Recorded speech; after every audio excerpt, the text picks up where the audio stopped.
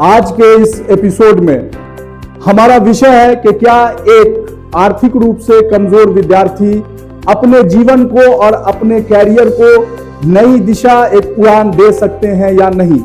उनके जीवन में फाइनेंशियल क्राइसिस कितना उनके राह में रुकावट बनता है, उस चीज को हम लोग यहाँ पे एक व्यक्ति विशेष के बारे में चर्चा करने जा रहे हैं। वो एक साइंटिस्ट है जिनकी आर्थिक स्थिति बहुत ही कमजोर थी और उनके दादा जो एक मोची थे और उनके फादर एक बुनकर। लेकिन वो साइंटिस्ट जिनका नाम जॉन डाल्टन, और उन्होंने 12 साल की उम्र में स्कूल टीचर की नौकरी की और 1803 में उन्होंने एटॉमिक थ्योरी दिया।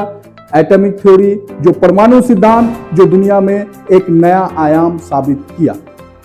और आपको पता ही होगा कि दुनिया में जो भी है, लिविंग है, नॉन लिविंग है, जो भी चीज हमारे आंखों को देखती है वो एक मैटर है या सब्सटेंस है। और डाल्टन ने बताया था कि all substances are made up of atoms. लेकिन हमारे हिंदुस्तान के साइंटिस्ट भी और हमारे ऋषि मुनि ने भी विज्ञान पे बहुत शोध किया।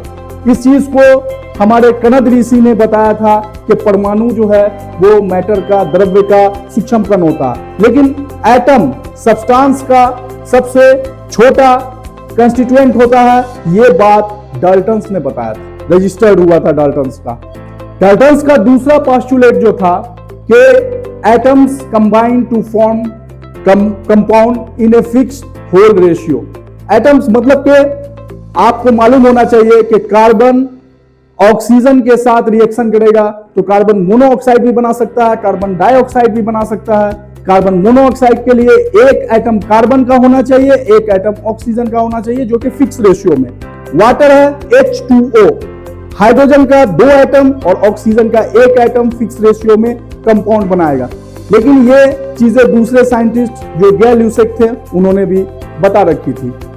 तीसरा, डाल्टन का कहना था कि केमिकल रिएक्शन कुछ नहीं है, वो एटम्स का रीअरेंजमेंट है। इसको सिंपल बायोलॉजी के टर्म में हम ये भी कह सकते हैं कि घोड़ा गधा पैदा नहीं कर सकता। जब कार्बन ऑक्सीजन के साथ रिएक्शन करेगा, CO2 बनाएगा, तो उसमें नाइट्रोजन नहीं पैदा हो जाएगा। Atoms of different element having different weight and different chemical properties.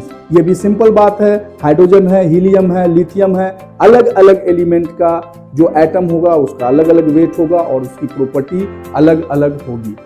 उसके बाद हमारे डाल्टन एटॉमिक थ्योरी को हम लोग सभी जानते हैं कि डाल्टन का कहना था कि atoms are indivisible and indestructible, यानी कि एटम्स से छोटा पार्टिकल्स नहीं होता है। लेकिन बाद के दिनों में सब एटॉमिक पार्टिकल्स, इलेक्ट्रॉन, प्रोटॉन और न्यूट्रॉन सब एटॉमिक पार्टिकल्स होता है। आज के एपिसोड को हम यहीं पे खत्म करते हैं और इजाजत लेते हैं आप लोगों से।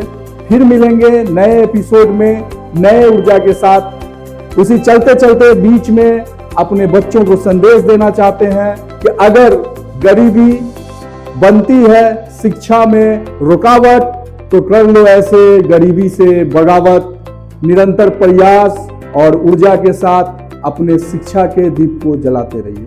धन्यवाद।